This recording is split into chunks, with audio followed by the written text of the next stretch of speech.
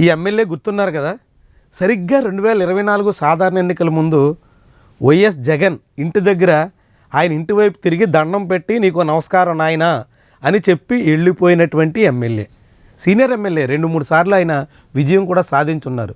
వైఎస్ఆర్సీపీ తరపున ఆయన 2012, 2019 ఎన్నికల్లో గెలిచారు. అంతకుముందు ఆయన కాంగ్రెస్ పార్టీ తరపున కూడా ఎమ్మెల్యేగా పనిచేశారు. అలాంటి కాపు రామచంద్రారెడ్డి 2024 అసెంబ్లీ ఎన్నికల ముందు జగన్ వైఖరితో పూర్తిగా విభేదించి ఆయనకు ఒక దండం పెట్టేసి బయటికి వెళ్ళిపోయారు.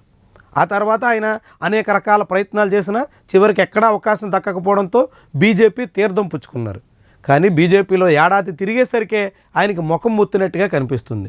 ఇప్పుడు బీజేపీలో కొనసాగడం వల్ల ఎటువంటి లాభం లేదని ఆయన నిర్ణయించుకున్నట్టుగా అంతా భావిస్తున్నారు. మళ్ళీ జగన్ గూటికి చేరాలని ఆయన ప్రయత్నాలు ప్రారంభించినట్టుగా చెప్పుకొస్తున్నారు. అప్పట్లో దండం పెట్టి నీకు నమస్కారం నాయన అని చెప్పేసి వెళ్ళిపోయినటువంటి కాపు రామచంద్రారెడ్డి ఇప్పుడు మళ్ళీ జగన్ శిబిరం వైపు చూస్తున్నటువంటి తీరు ఆసక్తికరంగా కనిపిస్తోంది.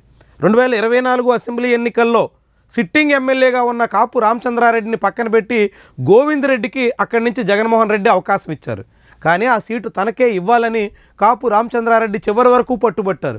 కానీ ఆయనకు కాకుండా బీసీ నాయకుడిని పక్కన పెట్టి రెడ్డి నేతకు అవకాశం ఇచ్చినటువంటి దాని మీద చాలా తీవ్రమైనటువంటి విమర్శలు వచ్చాయి. అయినప్పటికీ కూడా జగన్మోహన్ రెడ్డి నిర్ణయం అమలు చేయడం, దాన్ని ప్రజలు తిరస్కరించడం, అక్కడ వైఎస్ఆర్సీపీ ఘోర పరాభవాన్ని ఎదుర్కోవడం జరిగిపోయింది. ఇప్పుడు మళ్ళీ కాపు రామచంద్రారెడ్డి తిరిగి వైఎస్ఆర్సీపీలో రీఎంట్రీ ఇచ్చి తన రాయదుర్గం సీటు మీద కన్నేస్తున్నట్టుగా ప్రచారం సాగుతోంది. కాపు రామచంద్రారెడ్డికి బళ్ళారికి చెందినటువంటి గాలి జనార్దన్ రెడ్డి కుటుంబీకులతో చాలా దగ్గర సంబంధాలు ఉన్నాయి.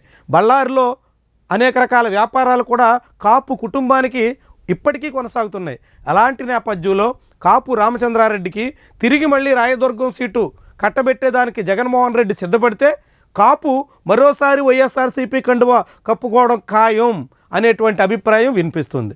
ఇప్పటికే 2024 ఎన్నికల్లో వైఎస్ఆర్సీపీ తరపున పోటీ చేసిన గోవింద్ రెడ్డి దాదాపుగా నియోజకవర్గం వదిలి బెంగళూరులో వ్యాపారాలకే పరిమితమైనటువంటి తరుణంలో ఆయన స్థానంలో కాపుకి ఛాన్స్ ఇచ్చేందుకు వైఎస్ఆర్సీపీ కూడా సిద్ధపడే అవకాశం ఉంది అనేటువంటి అంచనా వినిపిస్తోంది. బీసీ కులానికి చెందినటువంటి నాయకుడిగా, సీనియర్ నేతగా, వైఎస్ఆర్ కుటుంబానికి చాలా కాలం పాటు విధేయుడిగా పనిచేసినటువంటి కాపు రామచంద్రారెడ్డికి ఈసారి అవకాశం ఇచ్చేందుకు జగన్ కూడా సుముఖత వ్యక్తం చేయొచ్చు అని భావిస్తున్నారు. కాబట్టి ఇప్పుడు జగన్మోహన్ రెడ్డి నుంచి గ్రీన్ సిగ్నల్ వస్తే కాపు మళ్ళీ వైఎస్ఆర్సీపీ గూట్లో ప్రవేశం ఖాయం. అదే సమయంలో రాయదుర్గంలో ఆయనకి ఇన్ఛార్జ్ హోదా కట్టబెడితే మరోసారి రాయదుర్గం వైఎస్ఆర్సీపీ వ్యవహారాలు కాపు ఖాతాలో చేరిపోవడం కూడా అనివార్యం. మరి ఏం జరుగుతుంది? ఎప్పట్లోగా ఇది జరుగుతుంది? కాపు ఆశించినట్టు జగన్మోహన్ రెడ్డి సానుకూల సంకేతాలు ఇస్తారా, లేకుంటే 2024 నాటి పరిణామాలని మనసులో పెట్టుకుని ఆయనకి ఎంట్రీకి ప్రవేశానికి అవకాశం లేకుండా అడ్డుకట్ట వేస్తారా? చూద్దాం మరి ఏం జరుగుతుందో.